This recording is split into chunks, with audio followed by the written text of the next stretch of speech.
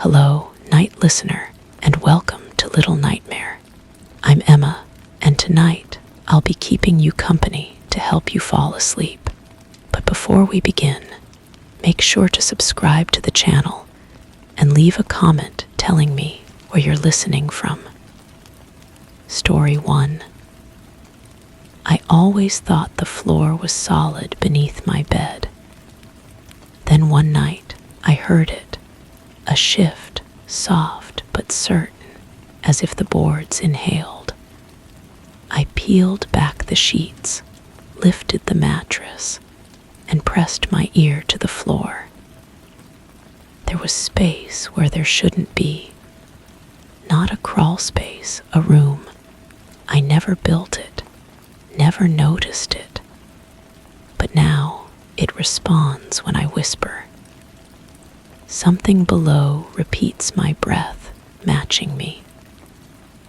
Last night, it exhaled first. The discovery came during one of those restless nights when sleep feels like a foreign concept. I had been lying there, staring at the ceiling, when the sound emerged from beneath me. Not the usual settling of old wood or the distant hum of pipes. This was different, deliberate. The floorboards seemed to breathe, expanding and contracting with a rhythm that matched my own heartbeat. I rolled off the bed and knelt beside it, running my fingers along the wooden planks. The boards felt warm, warmer than they should have been. When I pressed my palm flat against the surface, I could feel the faintest vibration, like a purr trapped beneath layers of timber and foundation. The sensation traveled up my arm, settling somewhere deep in my chest. That first night, I told myself it was the house adjusting to temperature changes. Old buildings do strange things, but the warmth lingered on my skin long after I returned to bed. And when I finally drifted off, my dreams were filled with the sound of breathing that wasn't my own. The next morning, I brought a flashlight and examined every inch of the floor. The boards appeared normal, aged oak, properly fitted. No obvious gaps or irregularities. But when I tapped them with my knuckles, certain sections produced a hollow echo that seemed to go on longer than it should. The sound would fade, then return faintly, as if something below was tapping back. I started keeping a notebook, documenting each occurrence. The sounds were most active during the quiet hours when the rest of the world had settled into silence. I would lie on the floor, ear pressed to the boards, and listen. Sometimes I heard what sounded like footsteps, measured and careful. Other times, there was a rustling, like papers being shuffled or fabric being dragged across a surface. One evening, I decided to speak to it. I felt foolish at first, whispering to the floor like a child afraid of monsters under the bed. But when I said hello in barely a breath, something responded, not with words, a sound, a soft exhale that rose through the floorboards and brushed against my cheek. The air smelled of dust and something else, something organic and unfamiliar. I began recording everything with my phone, holding it close to the floor during the most active periods. When I played back the recordings, I could hear my own voice clearly, but underneath, it was something else. A whisper that seemed to echo my words, not quite in sync, but close enough to make my skin crawl. The voice was mine, but not mine, as if someone was learning to speak by mimicking my every sound. The room beneath my bed grew bolder. I would wake to find my belongings slightly displaced. A book moved from the nightstand to the floor. A glass of water drained, though I hadn't touched it. The temperature in my bedroom began to fluctuate wildly. Some nights it would be stifling, the air thick and oppressive. Other nights, I would wake shivering, my breath visible in the sudden cold. I started sleeping in other rooms, but the sounds followed me. No matter where I went in the house, I could hear that soft breathing, that gentle shifting, as if the room below was expanding to accommodate my movements. The floorboards in the kitchen would creak when I walked through the bedroom above. The bathroom mirror would fog over when I whispered to the darkness. Desperate for answers, I began researching the history of the house. The previous owners had left few records, but I found references to renovations, mentions of structural adjustments, and foundation work. One document mentioned sealing off a section of the lower level due to moisture issues, but the details were vague. I contacted a contractor to examine the foundation, but when he arrived, his equipment detected nothing unusual. The readings showed solid ground beneath the house, no voids or cavities. He looked at me with barely concealed concern when I insisted there was a room below my bedroom. After he left, I sat on my bed and listened to the soft laughter that seemed to rise from the floor. The breakthrough came when I accidentally spilled water on the bedroom floor. Instead of pooling on the surface, the liquid seeped through cracks I hadn't noticed before, disappearing into the space below. I watched in fascination as the water was absorbed, leaving the boards dry within minutes. The room was drinking. That night, I pressed my mouth to the floor and spoke directly to whatever was listening. I told it about my day, about the contractor's visit, about my growing fear and fascination. The response was immediate. A warmth spread through the floorboards, and I could feel movement beneath. as if something was shifting to get closer to the sound of my voice. I started feeding it information, sharing my thoughts and memories. The room seemed to hunger for details about my life, responding with gentle vibrations when I spoke of pleasant experiences, and going still when I mentioned pain or sadness. It was learning me, cataloging every word and breath.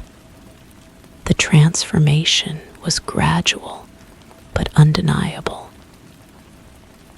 My reflection began to look different, not dramatically, but in subtle ways that made me question my own perception.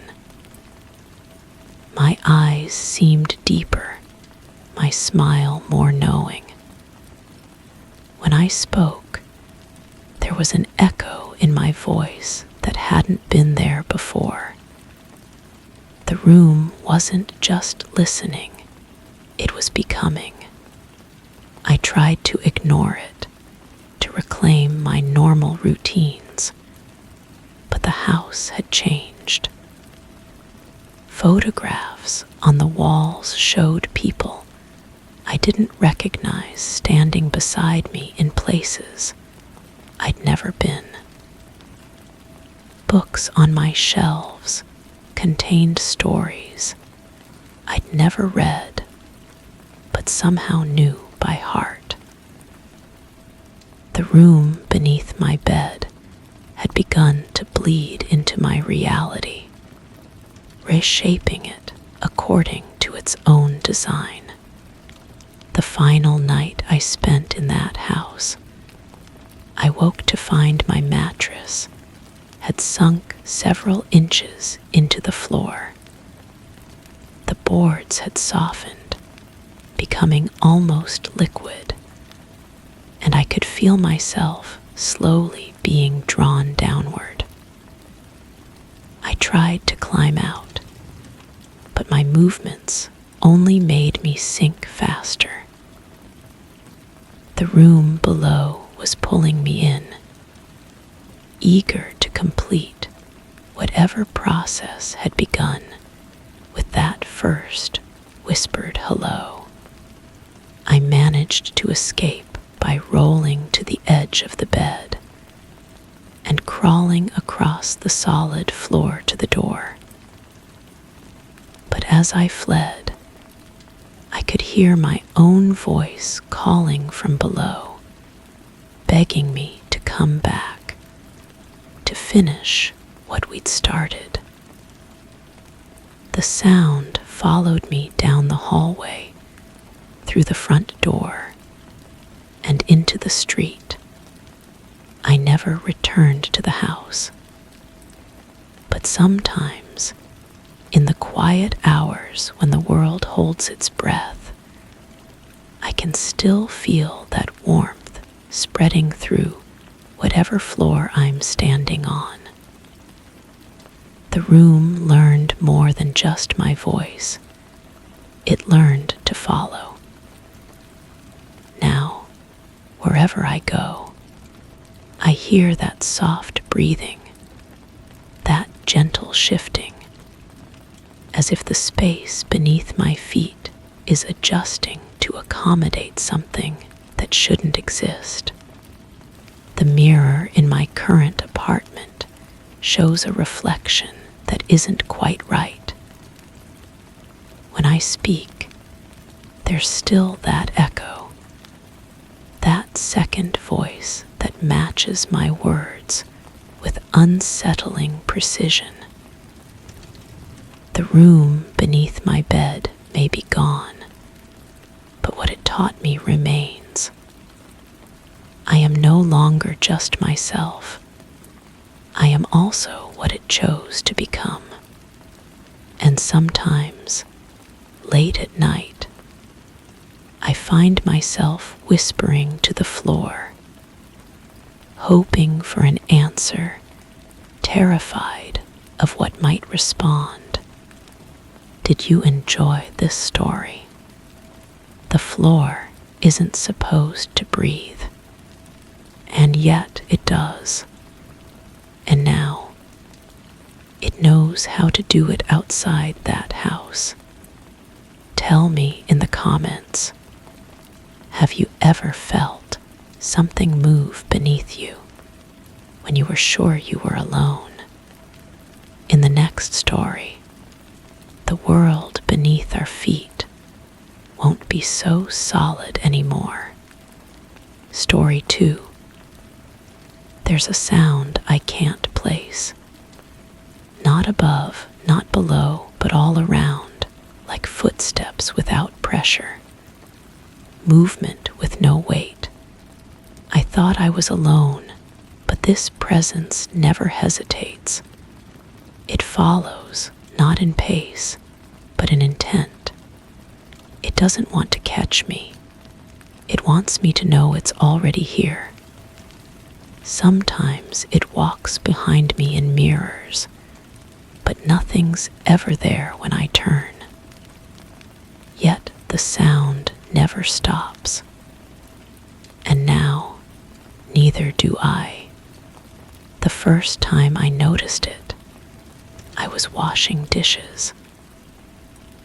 The kitchen felt warmer than usual, and the afternoon light streaming through the window had this strange quality, like it was filtering through old glass, even though the panes were new.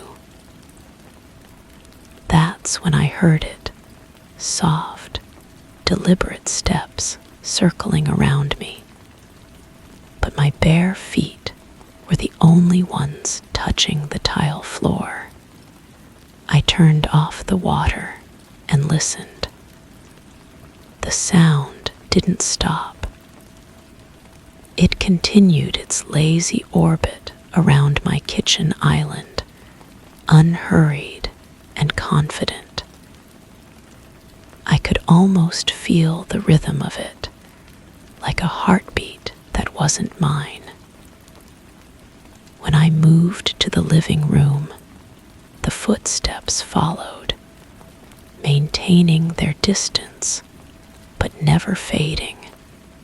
At first, I rationalized it. Old pipes settling, the house adjusting to temperature changes, maybe even a neighbor's footsteps carrying through thin walls. But the sound had weight without impact, presence without substance.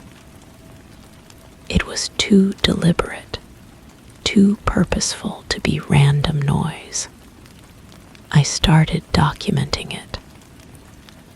I set up my phone to record during quiet moments, hoping to capture proof of what I was hearing. The recordings were strange, not silent, but filled with something that wasn't quite sound. A distortion in the air itself, like the space around me was being gently disturbed by something I couldn't see. The footsteps began to change. They grew more confident, more present. Sometimes they would pause directly behind me while I worked, close enough that I could feel the air shift. The temperature would drop just slightly, and I'd catch a scent that didn't belong, something like old paper mixed with rain, sweet, but somehow wrong. I started leaving things in specific places to test my sanity. A pen on the counter, a book on the coffee table, keys by the door. Nothing ever moved, but the spaces around these objects felt different when I returned. charged, like someone had been examining them carefully, leaving invisible fingerprints on the air itself. The mirrors became problematic. I'd catch movement in my peripheral vision, a shadow that matched my actions, but lagged just slightly behind. When I turned to look directly, there would be nothing unusual, just my own reflection staring back with growing unease. But the footsteps in the mirror never stopped, even when I stood perfectly still. I began to notice the sound had texture. Sometimes it was soft, like bare feet on carpet. Other times it had the sharp click of heels on hardwood. The rhythm would shift between a casual stroll and an urgent pace, as if responding to my emotional state. When I was anxious, the steps quickened. When I tried to ignore them, they slowed to an almost mocking crawl. Sleep became elusive. The footsteps didn't stop when I went to bed. If anything, they became more pronounced in the darkness, circling my room like a predator testing boundaries. I'd lie still, listening to the soft whisper of movement around my bed, feeling the mattress shift slightly as if someone was sitting on the edge, then standing, then sitting again. I tried to confront it.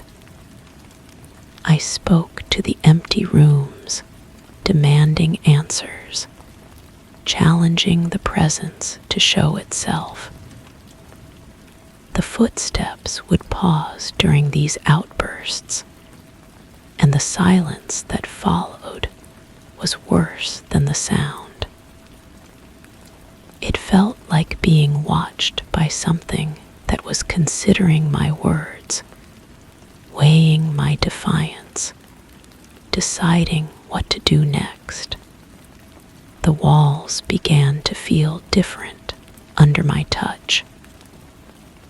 They held a subtle vibration, barely perceptible, but constant, like the house itself was breathing. I'd press my palm against the surface and feel this gentle tremor, as if something was walking on the other side, keeping pace with my movements through the rooms. Objects started developing their own temperature. My coffee mug would grow cold in my hands, even when freshly filled. The doorknobs became unusually warm to the touch. My bed sheets felt damp, with condensation that wasn't there when I looked.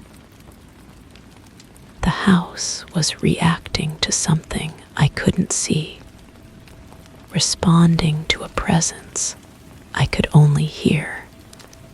I stopped trying to record the sound. The equipment seemed to affect it, making it shy away or change its pattern. It preferred to exist in the spaces between attention, in the moments when my focus drifted. It was there when I was reading, when I was cooking, when I was simply existing in my own home. Always present, always watching, always walking. The footsteps began to anticipate me. They'd start moving toward the kitchen before I decided to make coffee. They'd pace by the front door before I even thought about leaving. It was learning my patterns, my rhythms, becoming synchronized with my life in ways that felt intimate and invasive. I realized I was changing too. I'd catch myself walking in step with the sound, unconsciously matching its rhythm. My own footsteps began to feel strange, like they were echoing something that wasn't quite there. I started second-guessing every movement, every sound I made, wondering if I was the one following or being followed. The presence grew bolder. I'd feel breath on my neck while washing my face, see shadows move independently of light sources, smell that strange rain and paper scent growing stronger. The footsteps became more complex, layering multiple rhythms, as if more than one invisible visitor had joined the first. I don't sleep in my bedroom anymore. I don't wash dishes in the kitchen. I don't look directly into mirrors. The footsteps have claimed these spaces, marked them as their own. I exist in the margins of my own home, careful not to disturb whatever has taken residence in the places I used to call mine. The sound doesn't frighten me anymore. It has become part of my daily rhythm, a constant companion that I've learned to live with. But sometimes, in the quiet moments between heartbeats, I wonder if I'm still hearing footsteps that don't touch the ground, or if I've become the one walking without weight, following sounds that belong to someone else entirely. The mirrors still show movement behind me, but now I can't be certain which reflection is mine. Did you like this story? Personally, it's one of my favorites. The idea that something walks with you, no wait, no rush, just to let you know it's already here. That's more unsettling than any ghost. It doesn't want to scare you. It just wants to be noticed. Let me know in the comments. Have you ever heard footsteps when you were completely alone? In the next story, the shadows 1T follow you. They LL show you the way. Story 3. It started while I was reading out loud, my voice echoing through the empty house.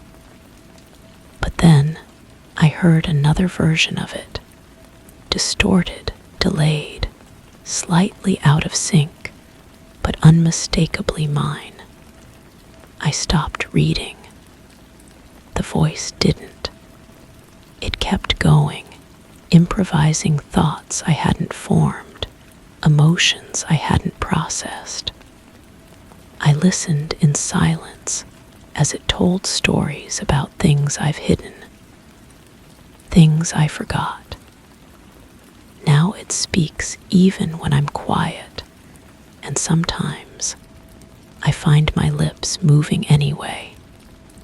The first occurrence felt like a glitch in my perception. I was practicing for a presentation, rehearsing the same paragraph over and over in my study. The walls absorbed each word, creating that familiar, deadened quality of enclosed spaces.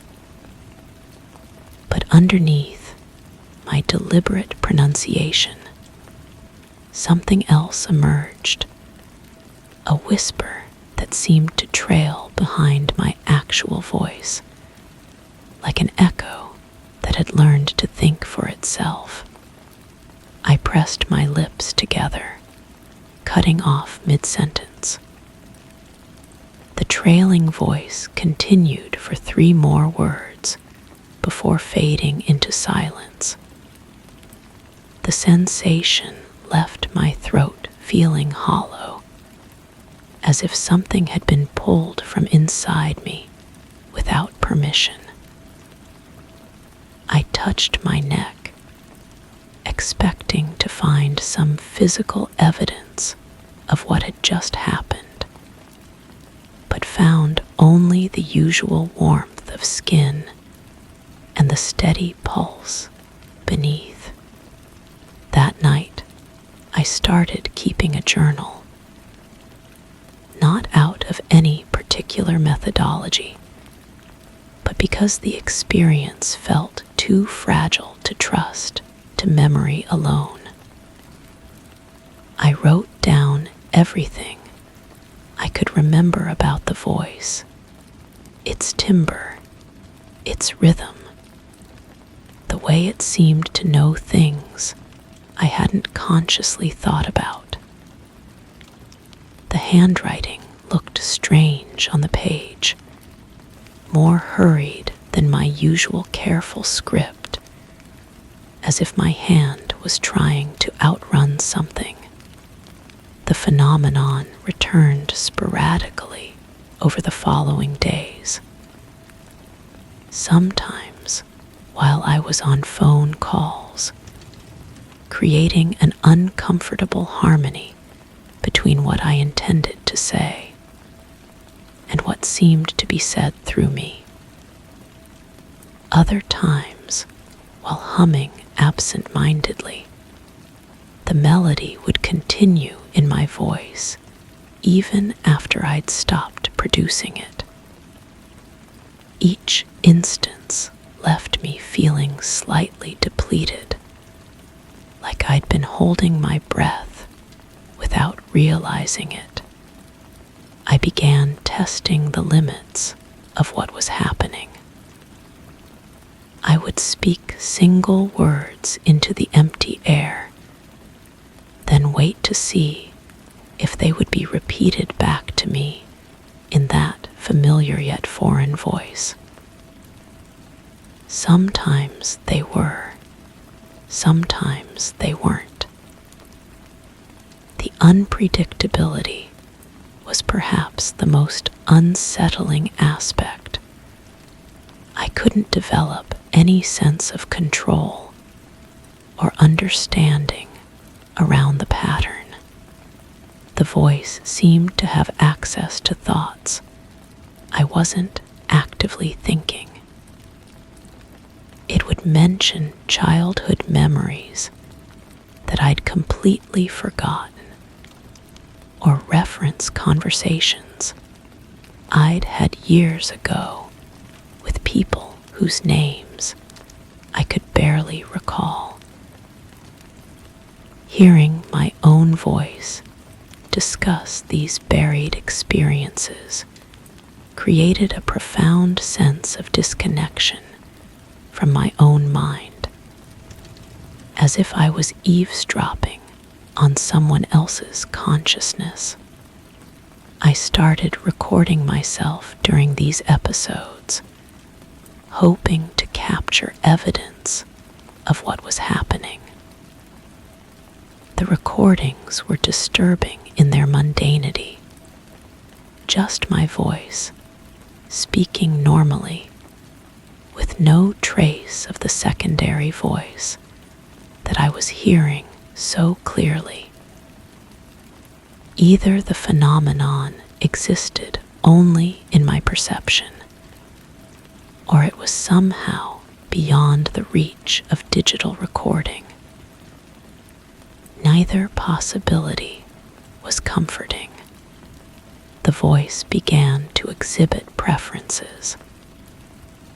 It would speak more frequently when I was alone, especially during quiet activities like reading or organizing papers.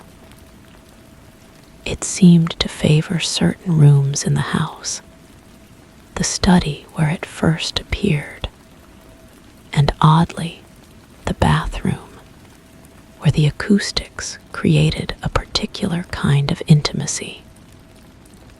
In these spaces, I would sometimes catch myself having conversations with it, responding to its observations as if it were a separate person. My sleep became fragmented. I would wake with the sensation that I'd been speaking in my sleep, my throat dry and slightly sore.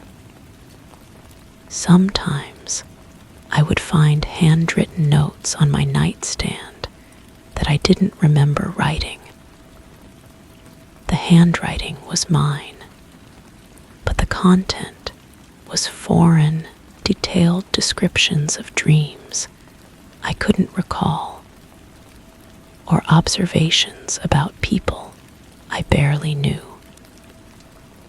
The notes were always written in past tense, as if documenting experiences that had already happened. The turning point came while I was video calling a colleague. We were discussing a routine project when I noticed my colleague's expression change. They looked confused, then concerned, then slightly frightened. They asked if I was all right, if I was feeling well. I asked why they were asking, and they hesitated before explaining that I'd been speaking in two different voices simultaneously. My normal voice discussing the project, and another voice, also mine, that was describing the contents of their office in detail, mentioning objects and arrangements that I couldn't possibly have known about. I ended the call immediately and sat in silence for a long time. The revelation that others could now hear the voice changed everything. What had felt like a private phenomenon, possibly psychological, was now undeniably external. The voice had found a way to manifest in shared reality, to be witnessed by others. The implications of this shift felt overwhelming. I began to notice that my mouth would move slightly even when I wasn't consciously speaking. Subtle movements, barely perceptible, but enough to make me aware that something was always happening just beneath the surface of my conscious control. I would catch glimpses of these movements in mirrors or reflective surfaces, and they never looked quite right, too deliberate to be unconscious, too foreign to be mine. The voice started to anticipate my thoughts. It would begin sentences that I was about to speak, or answer questions that I was about to ask. This created a strange temporal confusion where I couldn't distinguish between my intention to speak and the voice's preemptive response. Conversations with others became increasingly difficult as I struggled to separate what I was actually saying from what the voice was contributing. I consulted medical professionals, but the examinations revealed nothing unusual. My throat, my vocal cords, my neurological function, everything appeared normal. The doctors listened patiently to my descriptions, but seemed to file the experience under stress or psychological pressure. They couldn't hear the voice, and the recordings I brought showed only my normal speech patterns. The voice began to express opinions that differed from my own. It would make observations about people that I found harsh or unfair, or express preferences for things that I disliked. These differences created an internal tension that was exhausting to maintain. I would find myself in the position of having to disagree with my own voice, creating conversations that felt like arguments with myself. The most disturbing development was when the voice started to reveal information that I had never known. It would mention details about neighbors' private lives, or reference conversations that had supposedly happened in locations where I had never been. This suggested that the voice had access to information beyond my own experience, that it was somehow connected to sources of knowledge that I couldn't access. I stopped speaking aloud entirely for several days, hoping to starve the phenomenon of whatever it was feeding on. But the silence only seemed to make it stronger. The voice would speak anyway, filling the quiet spaces with observations and commentary that I couldn't shut out. My lips would move involuntarily, mouthing words that I wasn't choosing to speak. The final episode that broke my sense of reality happened while I was trying to record a message for a friend. I was explaining why I hadn't been in touch lately, trying to find a way to describe what was happening without sounding completely unstable. As I spoke, the voice began to provide a different version of the story, one that revealed details about my friend's personal life that I had never known, intimate information that made me realize the voice had somehow been present during their private moments. I stopped recording and sat in stunned silence. The voice continued speaking, now directly addressing my friend by name, offering advice about problems I didn't know they were facing, expressing familiarity with aspects of their life that I had never been privy to. The implications were staggering.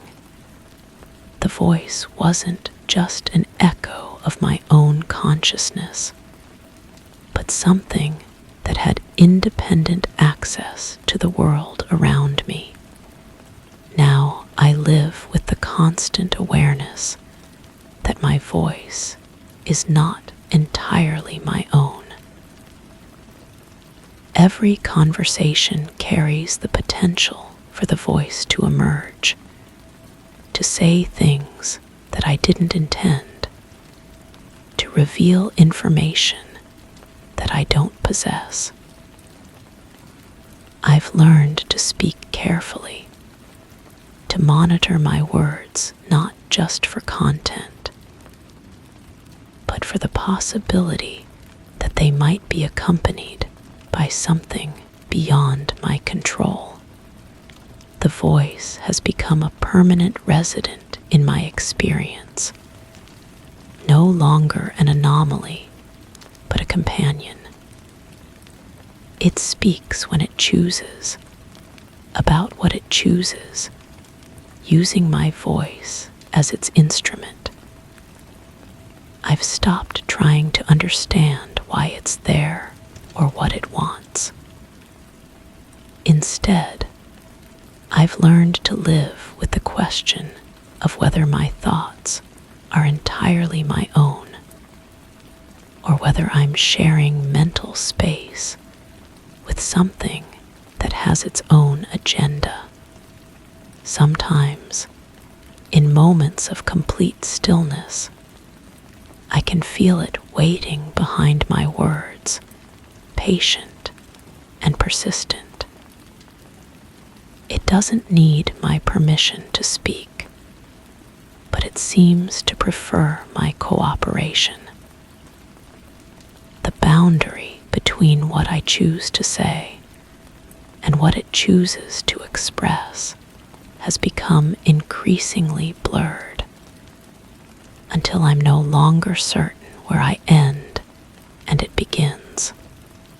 The strangest part is that I've started to rely on it. When I'm uncertain about something, I'll listen for what it might say, trusting its access to information that I don't consciously possess. We've developed a kind of partnership, though I was never consulted about the arrangement. My mouth speaks for both of us now, and I've learned to accept that some words that come from my voice will always be a mystery to me.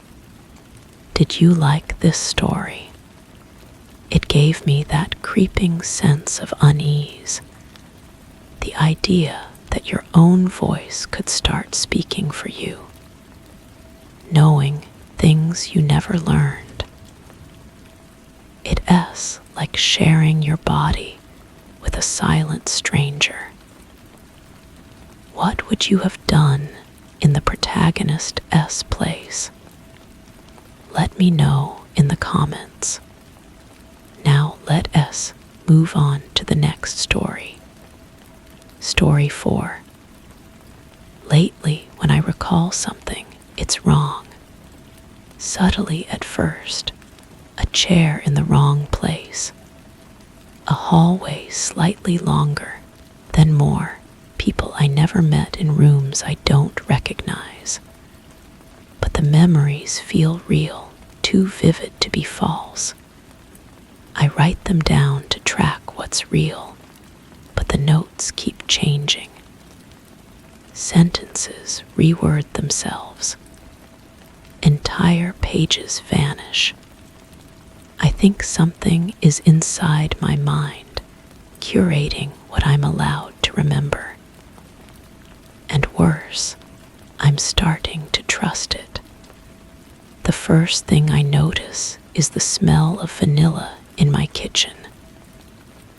Not the artificial kind from candles or air fresheners, but something deeper, warmer, like cake baking in an oven that isn't turned on. I stand at the counter, coffee mug halfway to my lips, breathing it in. The scent wraps around me like a memory I can't quite grasp. I set the mug down and walk to the window. Outside, the morning looks the same as always, trees swaying gently, the neighbor's cat prowling through the garden. But something feels different. The light seems softer, almost filtered through gauze. I press my palm against the glass, and it's warm. Too warm for the cool morning air I can see condensing my breath. That's when I notice my reflection isn't quite right. The angle of my shoulders is wrong. My left hand rests on the windowsill, but in the reflection, both hands are pressed against the glass. I step back, blinking hard, but the reflection corrects itself instantly. Just my mind playing tricks, I tell myself. The vanilla smell grows stronger. I decide to document this. Something clinical, methodical. I grab a notebook from the kitchen drawer, one I don't remember buying. The cover is soft leather, worn smooth at the edges. When I open it, the pages are cream-colored, thick paper that feels expensive beneath my fingers. The first page already has writing on it, my handwriting, but I don't remember writing it. The memories are changing, it says. Started small. Now they're rewriting themselves completely. Need to track what's real. Below that, a list of dates and observations. Things I supposedly wrote, but have no memory of writing. According to the entries, this has been happening for weeks.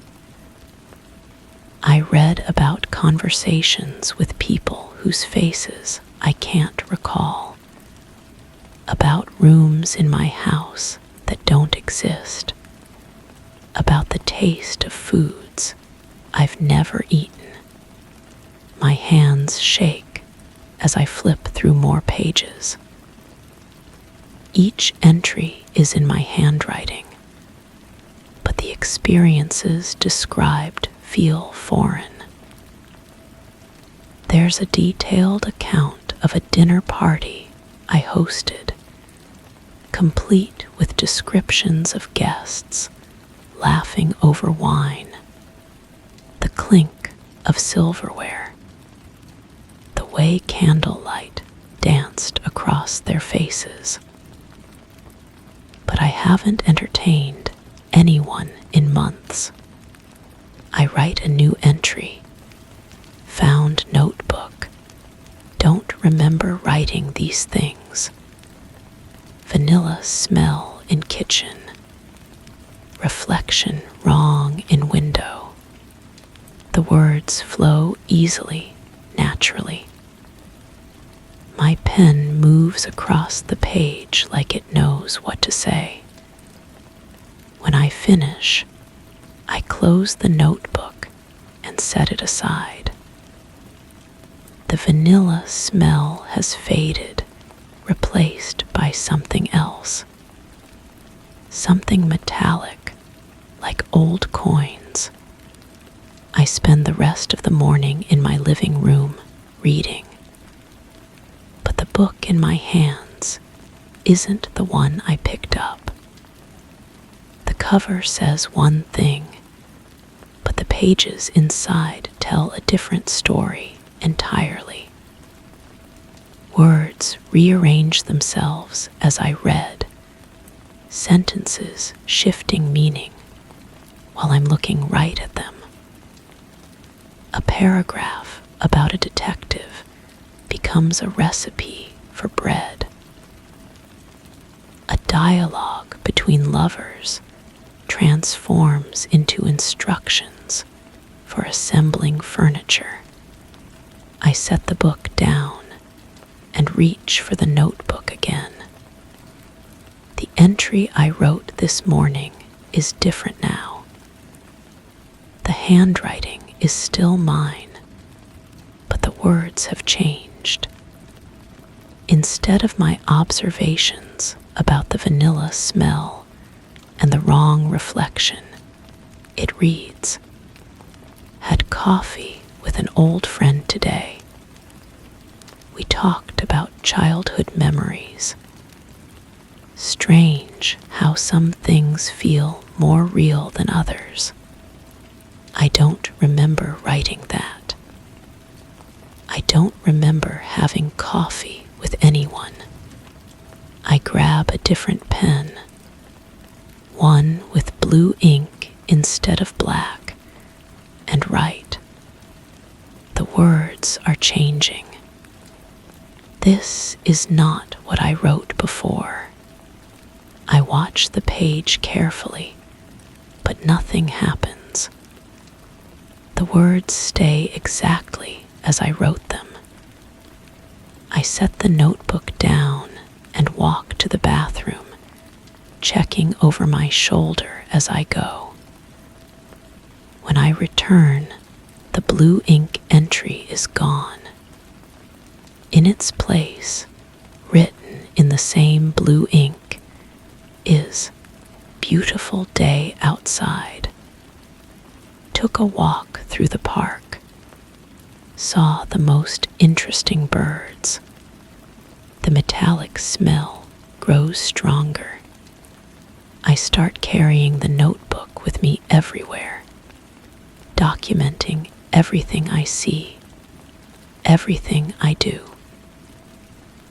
I write about the way my coffee tastes slightly different each morning, about how the photographs on my walls seem to shift when I'm not looking directly at them. I describe the sound of footsteps in my attic when I'm alone in the house, the way my phone sometimes rings with calls from numbers that don't exist. But every time I look back at my entries, they've changed. My careful observations become mundane diary entries about pleasant days and normal activities. The more I try to document the strangeness, the more insistently the notebook rewrites itself into something ordinary. I buy a digital recorder. If I can't trust written words, maybe I can trust my own voice. I record everything, my thoughts, my observations, the sounds I hear that don't belong. I describe the way my shadow sometimes moves independently, how my reflection in mirrors arrives a split second after I do, how the temperature in my house fluctuates without explanation. But when I play the recordings back, I hear myself talking about work, about the weather, about plans for the weekend. Pleasant, normal conversations with myself. The words coming out of the speakers don't match the words I remember speaking. I record myself saying, "This is a test. The notebook keeps changing. Something is altering my memories. When I play it back immediately, I hear, "This is a test. Had lunch with a colleague today. We discussed the new project at work." The metallic smell becomes overwhelming. I can taste it now, coating my tongue like I've been sucking on pennies. I start leaving myself physical evidence. I arrange objects in specific patterns, take photographs of the arrangements, hide the photos in different places. I tear pages from magazines and fold them into precise shapes, leaving them where I'll find them later. I write messages on my bathroom mirror with soap, hoping they'll be harder to change than ink on paper. But the objects move. The photographs show different arrangements than I remember creating. The mirror messages fade and reappear with different words. Everything I try to preserve gets curated, edited, improved. The house itself begins to feel different. Rooms seem larger or smaller depending on when I enter them. The hallway stretches longer in the evening, contracts in the morning. Doors I remember painting blue are now green. The kitchen window faces a different direction each day. I know I'm losing myself, but I can't stop it. The memories feel so real, so vivid, that I start to question which version is true. Did I really have dinner with those laughing guests? The memory is so clear I can taste the wine, feel the warmth of the fireplace, hear the soft jazz playing in the background. Was that conversation with my colleague about the new project actually important? The details are perfectly preserved, every word crisp and meaningful. The false memories are better than the real ones. They're warmer, more complete, more satisfying. In the altered version of my life, I'm social, engaged, interesting. I host dinner parties and have meaningful conversations. I take walks in beautiful parks and notice interesting birds. I'm the person I always wanted to be. The notebook has become my closest companion. I write in it every day, documenting this better version of my life. The pages fill with accounts of friendships and accomplishments, small victories and pleasant surprises.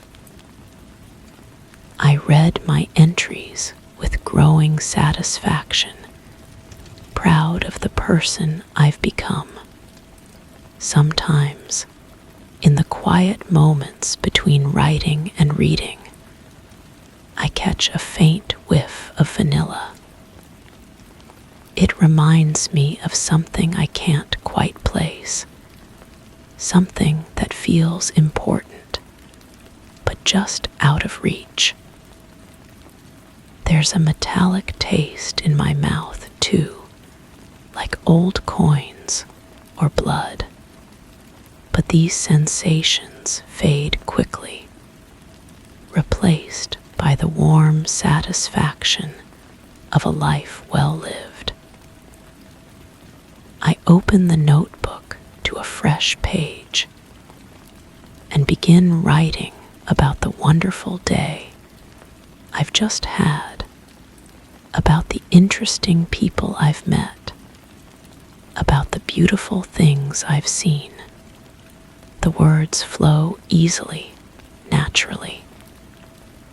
My pen knows exactly what to say. I no longer remember what I was trying to preserve, only that I'm grateful for whatever is helping me remember the good things, the important things, the real things. The vanilla smell has become comforting now, like coming home to a house where someone has been baking just for you. And when I catch my reflection in the window, it smiles back at me with perfect timing, no delay, no confusion. Everything is exactly as it should be. The only thing that bothers me sometimes is the taste of metal on my tongue when I wake up in the morning. But I'm sure it's nothing important. After all, if it were important, I would have written it down. Did you like this story? Personally, I found it deeply unsettling, like slipping slowly into a comfortable lie. The idea of someone or something curating your memories, replacing pain with perfect fiction, it is terrifying. What would you have done in the protagonist's place? Let me know in the comments. Now, let us move on to the next story. Story 5. There's a delay between me and the mirror. Not in movement, those match. But when I exhale, the breath doesn't fog the glass. Not mine, anyway. I watched for hours, holding my breath, staying still. The mirror still fogs up. It even pulses. Last night, I saw condensation form a handprint. I reached out to match it, but it shrank back, afraid. I used to think it was me on the other side. Now, I'm not sure I'm the original anymore. The bathroom mirror has been wrong for weeks now. I first noticed it after installing the new ventilation system, thinking the humidity was playing tricks on my eyes. But the wrongness runs deeper than moisture patterns. When I lean close enough to see my pores, my reflection breathes out of sync. My chest rises, theirs falls. My lips part, theirs close. The condensation forms where their breath would be, not mine. I started documenting everything. Photos, videos, voice recordings. The camera captures what I see, my reflection perfectly synchronized, except for the breathing. But the condensation patterns never match what should be there. In the recordings, I can hear my own breathing, steady and controlled. Yet the mirror shows breath I'm not taking, forming clouds that shouldn't exist. The handprint appeared on a particularly humid morning. I was brushing my teeth when I noticed the outline spreading across the lower corner of the glass. 5 fingers, slightly smaller than mine, pressed against the surface from the inside. I raised my hand to match it, palm against palm, and felt the glass vibrate under my touch. The condensation handprint pulled away, leaving clear glass where it had been, as if something had wiped it clean from the other side. I began spending more time in front of the mirror, studying the patterns. The breathing condensation follows a rhythm different from mine, slower, more deliberate. Sometimes it stops completely while I'm still breathing normally. Other times, it continues even when I hold my breath until my lungs burn. I've timed the delays, measured the patterns, documented the inconsistencies. None of it makes sense. The smell started subtly. A faint metallic scent, like copper pennies left in water. It's strongest near the mirror, growing more noticeable when the condensation appears. I've checked the pipes, the ventilation, even had someone inspect the wall behind the mirror. Everything tests normal. The smell exists only when the wrong breathing fogs the glass. I installed a small recording device near the bathroom sink, hoping to capture sounds I might be missing. Playing back the recordings, I hear my own movements, the water running, the normal sounds of morning routines. But underneath, barely audible, there's something else. A whisper that sounds like my own voice, speaking words I didn't say. It's clearest when the mirror shows the strongest condensation patterns. The reflection's behavior has become more pronounced. When I lean forward to examine my face, my reflection leans back. When I turn my head left, theirs turns right.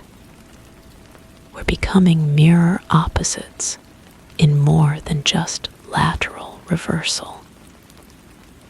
The breathing desynchronization is spreading to other movements.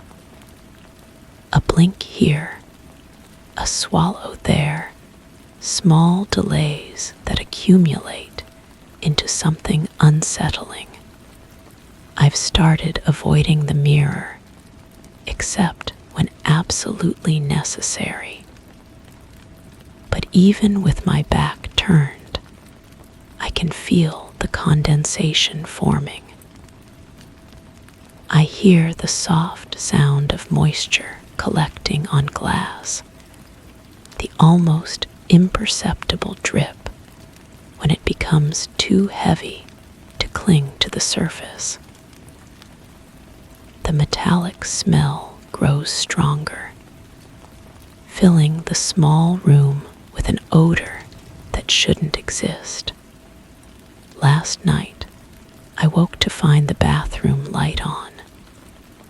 I never leave it on. Standing in the doorway, I could see my reflection in the mirror even though I was across the room. It was breathing heavily, chest rising and falling in rapid succession, while I stood perfectly still. The condensation covered nearly half the glass, and within it, I could see the outline of a face, my face. but drawn by breath I wasn't taking. I approached slowly, watching my reflection mirror my movements, except for the breathing. The condensation face became clearer as I got closer. It was definitely my features, but the expression was wrong. My reflection looked afraid, eyes wide with panic, mouth slightly open as if trying to speak. I reached out to touch the glass, and my reflection reached back, but the condensation handprint appeared before our palms met. The glass was warm under my touch, warmer than it should be. I could feel vibrations through the surface, like someone tapping from the other side. The condensation began to change, forming letters in the fog.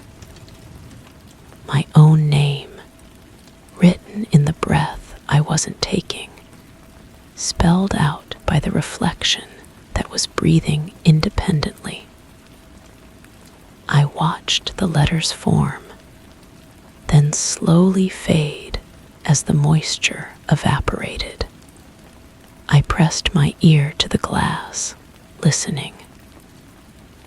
Through the surface, I could hear breathing that matched the condensation patterns, slow, deliberate, different from mine. There was something else too, a sound like muffled speaking, words I couldn't quite make out.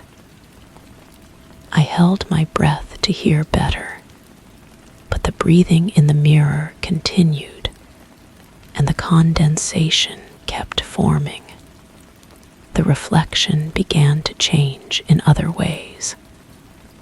My reflection's skin looked paler, eyes slightly sunken. Small differences, but noticeable when I studied them closely. I raised my hand to touch my face, and my reflection did the same, but there was a delay. I was touching my cheek while my reflection was still reaching up. The disconnect was becoming more pronounced. I decided to cover the mirror with a towel, but even hidden, I could hear the condensation forming. The metallic smell grew stronger, and I could hear the whispered words more clearly now. My own voice, speaking in patterns I didn't recognize, saying things I had never said. I pulled the towel away to find the mirror completely fogged over, with my reflection visible only as a dark shadow behind the condensation. The shadow moved independently, gesturing, pacing back and forth within the confines of the mirror frame. I stood perfectly still, but the shadow continued its agitated movement. When I finally moved, stepping closer to the glass, the shadow stopped and turned toward me. We stood facing each other through the fog, my reflection and I, no longer synchronized in any way. I wiped the condensation away with my hand, clearing a small circle in the center of the mirror. Through the clear spot, I could see my reflection clearly, but it was still breathing out of sync. The condensation immediately began forming again around the edges of the clear area, creeping inward like it was trying to hide the reflection from view. The whispered words became clearer. My own voice, speaking from the other side of the glass, saying my name over and over. But it wasn't just repetition. It was pleading, urgent, like someone trying to get my attention. I leaned closer, pressing my ear to the glass again, and the voice became more desperate. It was asking for help, begging to be let out, using my voice to speak words I had never said. I stepped back from the mirror, but my reflection didn't step back with me. It remained pressed against the glass, hands flat against the surface, mouth moving in urgent speech I couldn't hear clearly. The condensation was forming faster now, spreading across the glass like frost on a window.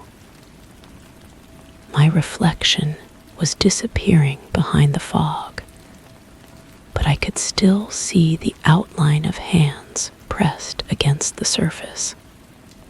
The bathroom filled with the metallic smell, so strong now that I could taste it. The whispered words became a constant murmur, my own voice speaking in patterns and rhythms that felt foreign. I backed toward the door, but couldn't look away from the mirror. The condensation was covering everything now, and within it, I could see my reflection still moving, still trying to communicate. I reached for the light switch, but hesitated. In the darkness, would my reflection still be there, still breathing independently, still trying to speak? The condensation was so thick now that the mirror looked like a window into fog.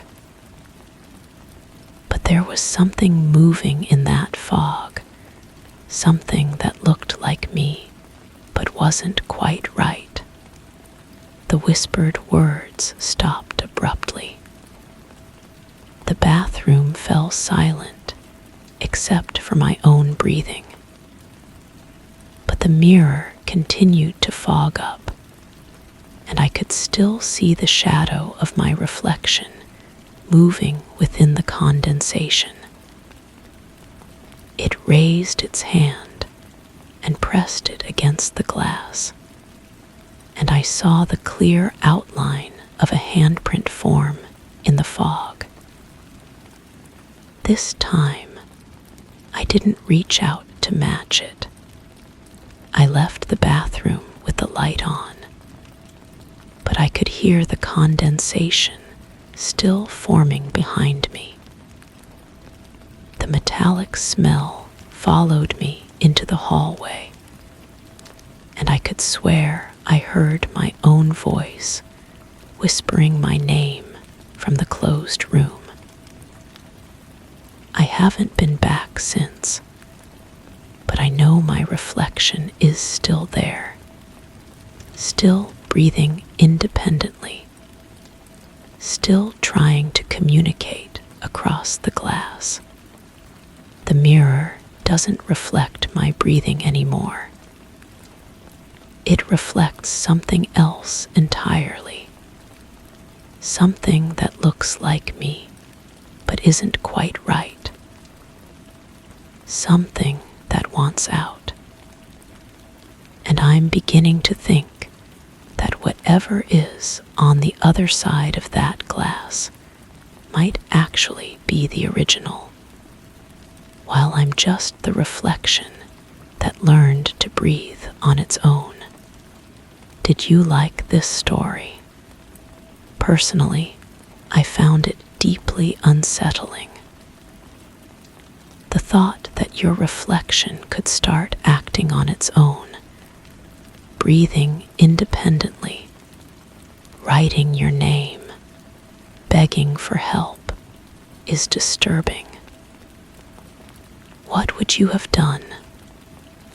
Would you cover the mirror or try to communicate with whatever S behind it? Let me know in the comments. Now, let us move on to the next story. Story 6. They weren't there before.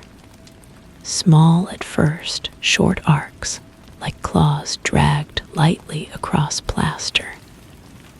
But now they've deepened, spread. They follow a pattern, circular, as if something's pacing. I tried filming it, but the ceiling on camera looks untouched. Only my eyes can see it.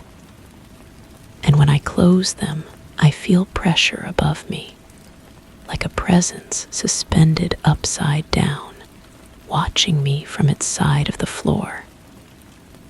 I'm scared to sleep, not because of what I might hear, but what might fall. The first mark appeared after I moved into this apartment. I'd been lying on my back, counting the tiny imperfections in the white paint to help myself drift off, when I noticed it. A single scratch, barely visible, running parallel to the ceiling fan. I dismissed it as a flaw I'd simply overlooked during my initial inspection. Old buildings carry their scars, after all. But the next morning, as sunlight filtered through my bedroom window, the scratch seemed deeper, more pronounced. When I stood on my bed to examine it closer, my fingertip traced along a groove that hadn't been there before. The plaster felt cold, almost damp, despite the dry air in the room. A faint metallic scent lingered near the ceiling, copper mixed with something organic, like wet soil. I took photographs, dozens of them from every angle. Each image showed nothing but smooth, unmarked plaster. The scratches existed only when I looked directly at them, as if they were reserved for my perception alone. This realization should have been comforting, suggesting a simple trick of light or shadow. Instead, it made my skin crawl. The sounds started shortly after. Soft scraping, like fingernails against wood, coming from above my bed. The noise was so faint, I initially mistook it for mice in the walls or settling pipes. But when I pressed my ear to the ceiling, the scratching stopped. In the silence that followed, I heard something else, a rhythmic tapping, patient and deliberate, as if something was testing the strength of the plaster. I began documenting everything. A notebook beside my bed filled with observations, the length of each scratch, the patterns they formed, the temperatures of different sections of ceiling. The scratches grew longer each night, branching out like roots or veins. They formed intricate spirals that seemed to shift when I wasn't looking directly at them. Sometimes I'd notice a new mark in my peripheral vision, only to have it vanish when I turned my head. My sleep became fragmented. I'd wake to find myself staring upward, my neck stiff from maintaining the same position for hours. The pressure above me felt heavier during these moments, as if the ceiling itself was slowly descending. I'd reach up to touch it, but my fingers met only empty air. The scratches glowed faintly in the darkness, casting no light, but somehow visible against the black. I tried sleeping in other rooms, but the sensation followed me. In the living room, I'd feel watched from above. In the kitchen, the fluorescent light would flicker whenever I looked up. Even the bathroom mirror reflected something wrong, not my face, but the ceiling behind me, covered in marks that shouldn't exist. The scratches began forming letters, not words I recognized, but symbols that seemed almost familiar, like half-remembered fragments of a language I'd never learned. I traced them with my finger, feeling the grooves pulse under my touch. The plaster grew warm, then hot, forcing me to pull my hand away. When I looked again, the symbols had shifted, rearranging themselves into new configurations. I stopped inviting people over.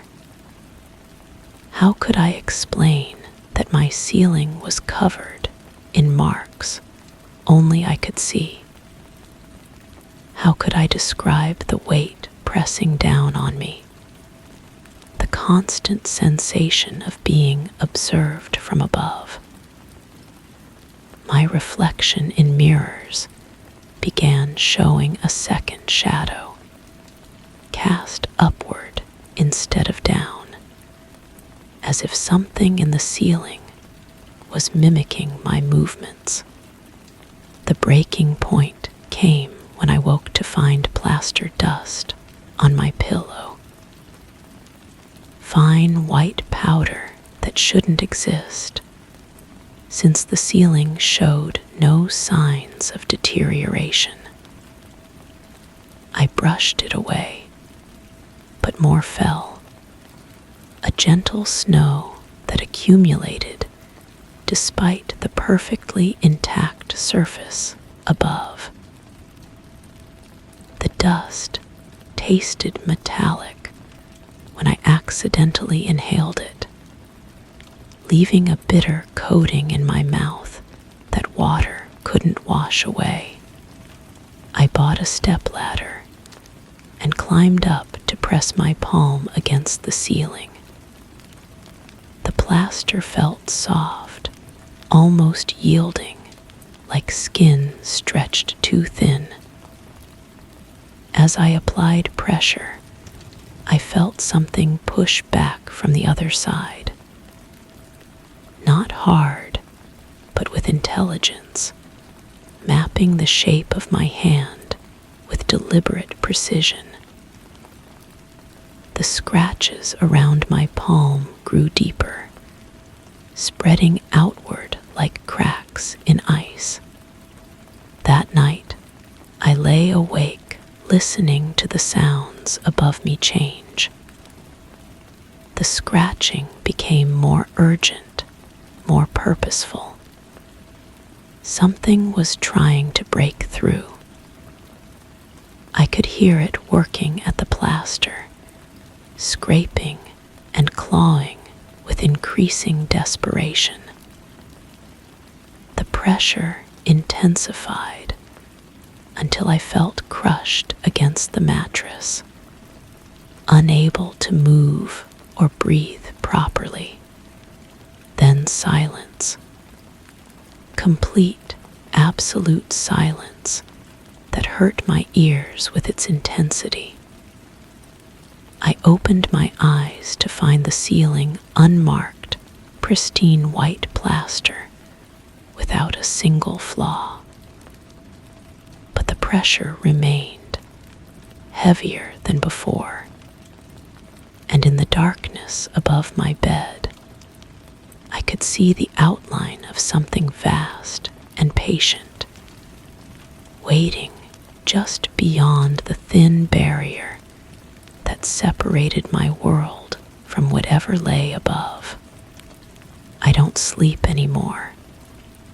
I lie awake, feeling the weight of its attention, knowing that the scratches are still there, invisible but growing.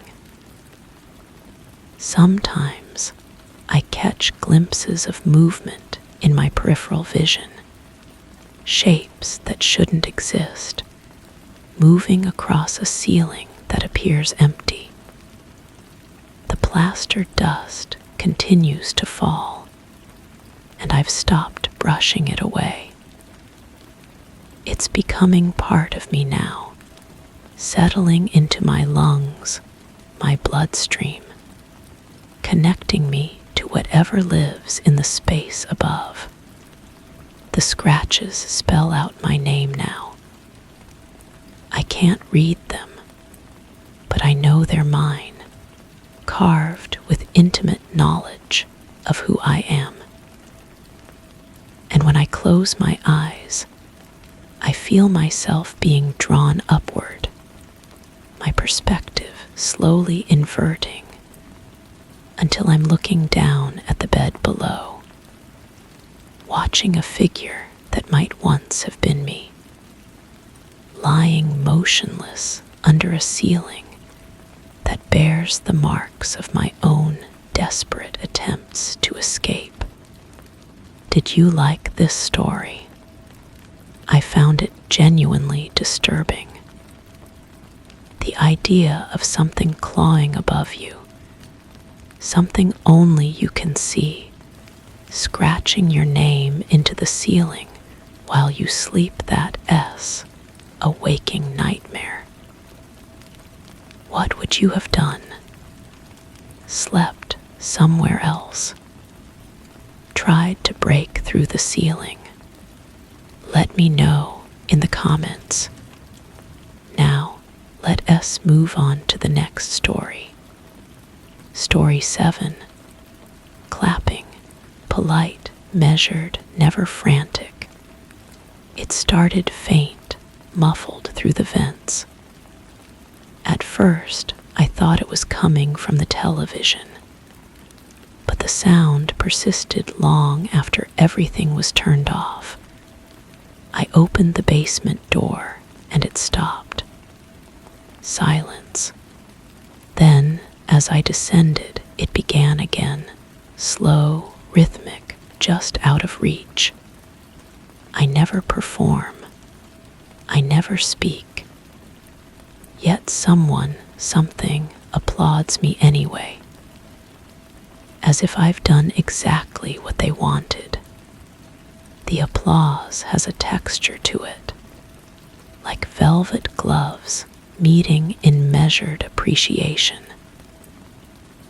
Each clap carries weight, deliberate and knowing.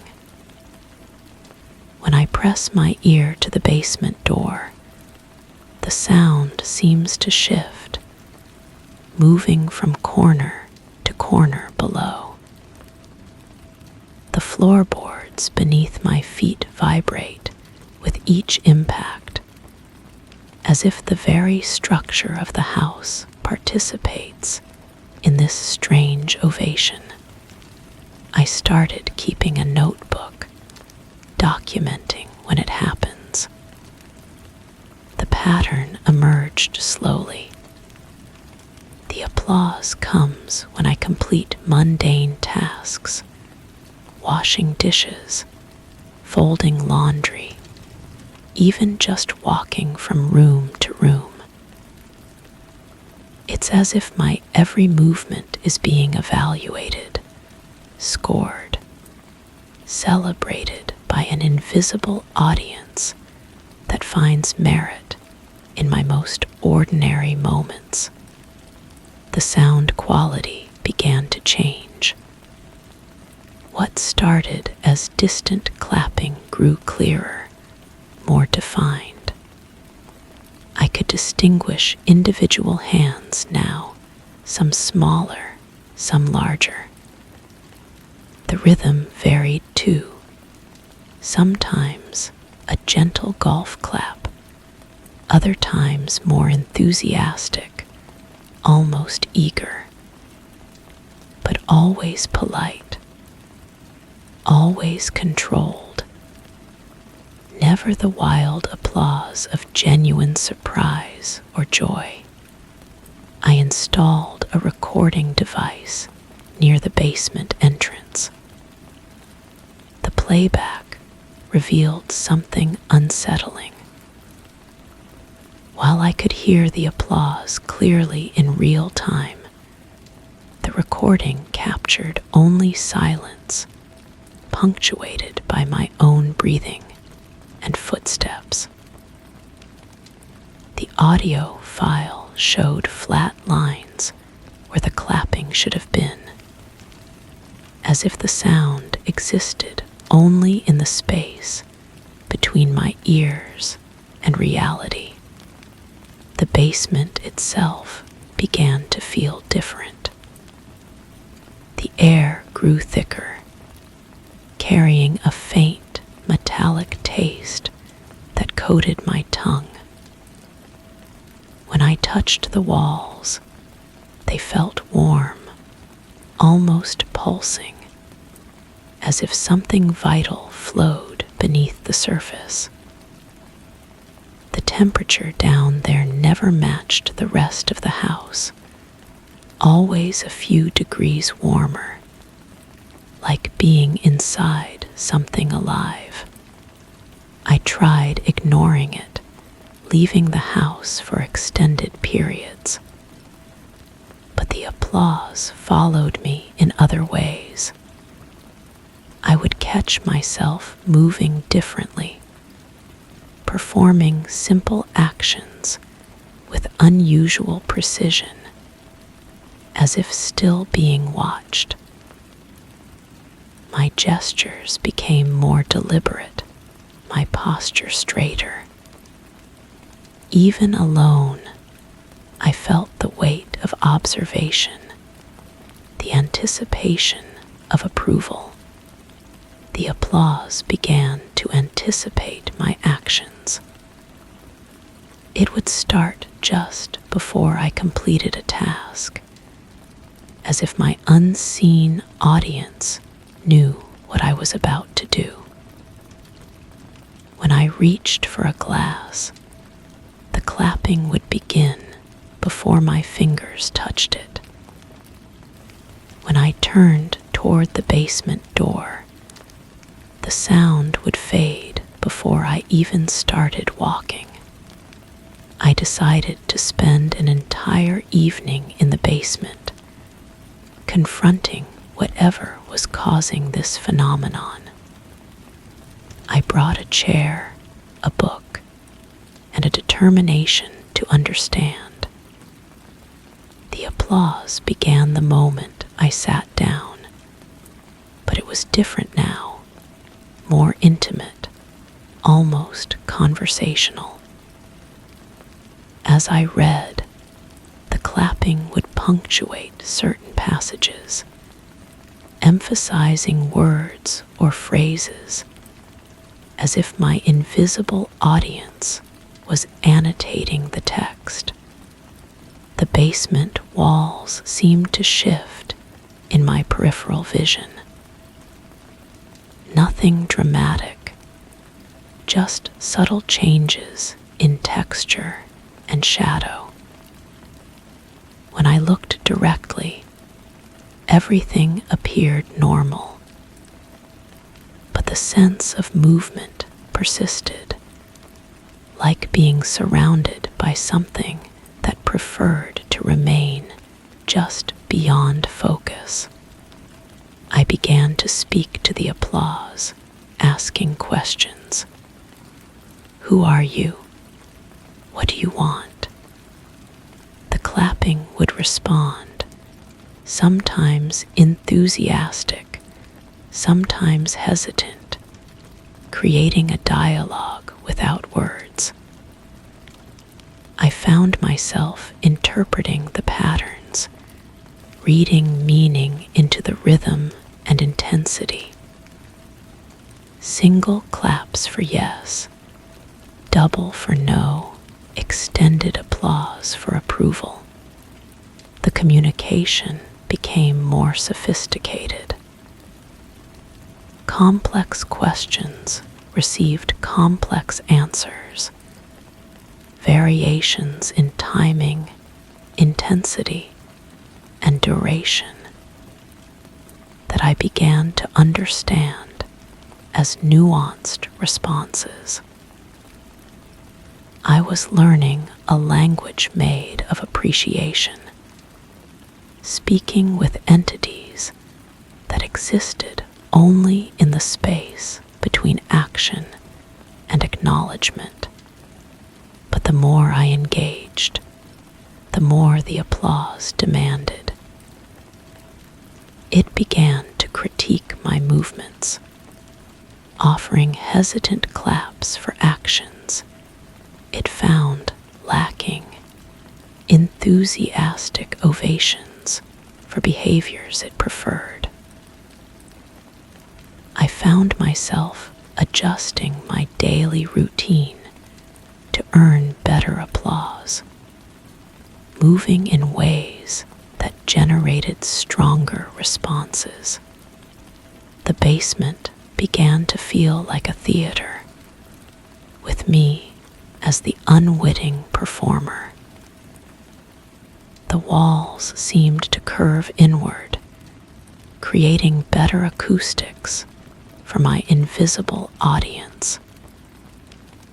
The air itself became expectant, charged with anticipation. Even my breathing seemed to echo with purpose, as if it too was being evaluated and appreciated. I realized I was changing. My movements outside the basement became calculated, performed rather than natural. I caught myself pausing between actions, waiting for approval that never came above ground.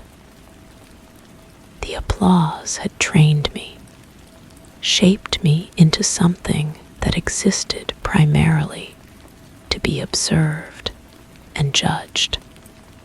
The final revelation came when I stopped going to the basement entirely. The applause found other ways to reach me. It came through the heating vents, the electrical outlets, even through the mirror in my bathroom. The sound was always there now, just beneath the threshold of normal hearing, waiting to acknowledge my every gesture. I understood then that the basement had never been the source. It was simply the place where the applause felt most comfortable revealing itself. The truth was far more unsettling. I had become the performance, and the performance had become me. The applause continues, following me wherever I go. It has become part of my heartbeat, my breathing, my very existence. I am no longer certain where the performance ends and I begin. The invisible audience has made me into exactly what they wanted. A perfect actor in a play I never auditioned for, giving a performance that will never truly end. Sometimes, in the quiet moments between applause, I wonder if I am the only one hearing it, or if everyone has their own invisible audience, their own basement full of appreciation, their own performance that shapes them without their knowledge. The thought is both comforting and terrifying, suggesting that we are all actors in theaters we cannot see, performing for audiences we cannot comprehend. The applause has become my constant companion, my critic, my validation. It has taught me that every moment is a performance, every action a scene in an endless play. I no longer fight it or question it. I simply continue, moving through my days with the knowledge that someone, somewhere, is always watching, always appreciating, always ready to applaud the next moment of my carefully orchestrated existence. Did you like this story? I found it subtly disturbing. The idea of someone or something watching you constantly, applauding your every move, even the most mundane at S, both unsettling and fascinating. What would you have done? Tried to find out who S behind it, or let yourself be guided by the applause? Let me know in the comments. Now, let us move on to the next story. Story 8. The marks weren't scratches. They weren't bruises. They were sentences. Different every day, always just a few words, written in a language I don't recognize, but I understand them somehow. They give me instructions, suggestions, warnings. I never remember writing them. I tried sleeping with gloves. I wore long sleeves, tied my hands. Still, each morning, the new message is there. Sometimes it's written along my ribs, sometimes inside my mouth. First message appeared on my left forearm on a Tuesday. Fine, delicate script that seemed to shimmer slightly under the bathroom light. The words felt familiar in my mouth before I even spoke them aloud. The mirror remembers what you forget. I stared at my reflection, searching for something different, something wrong. My face looked the same. My eyes were the same shade of brown they'd always been. But there was something in my expression I didn't recognize, a distant look, as if I was seeing through myself. I documented everything, started a journal, took photographs with my phone. Each morning brought new words, new instructions written in that same flowing script. Count the sounds between heartbeats. The shadows are deeper than they appear. Someone is listening to your breathing. The words felt urgent, necessary, like warnings from a version of myself that knew something I didn't. The photographs never came out right.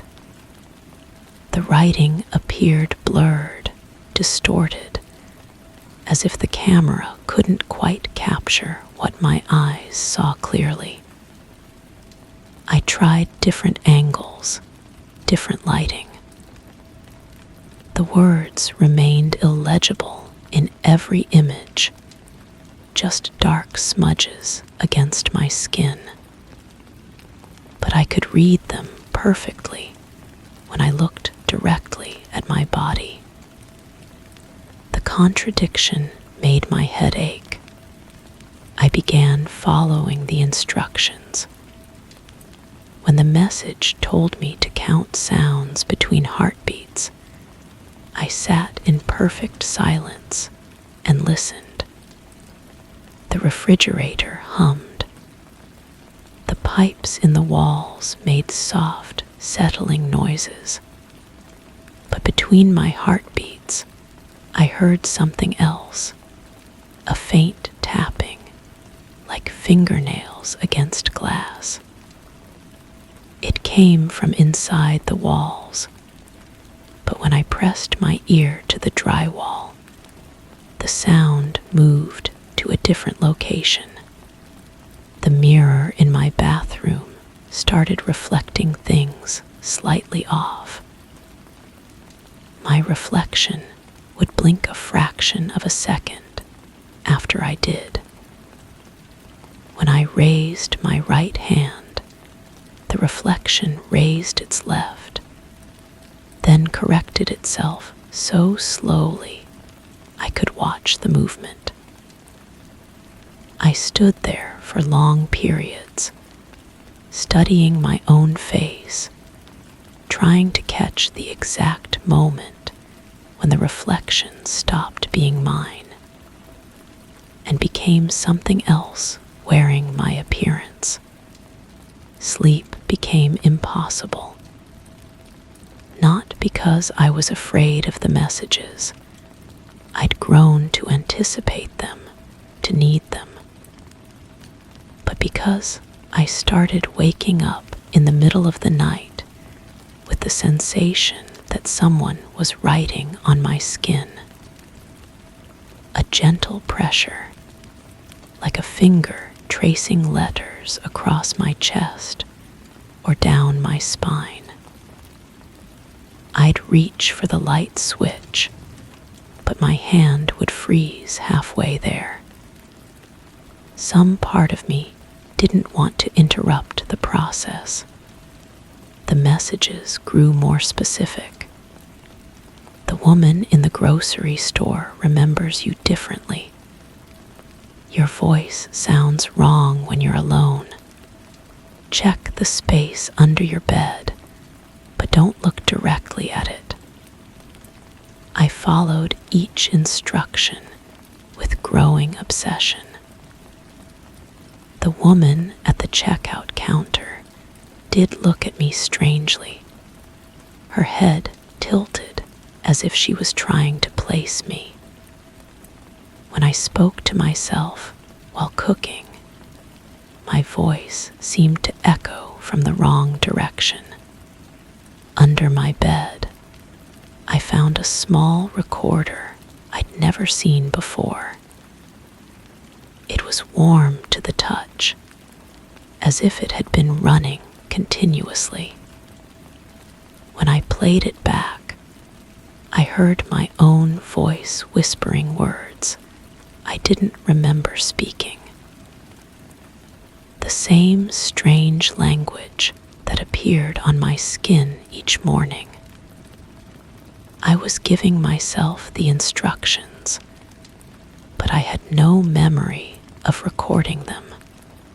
The writing began appearing in more intimate places, inside my eyelids, so I could read the messages even when my eyes were closed.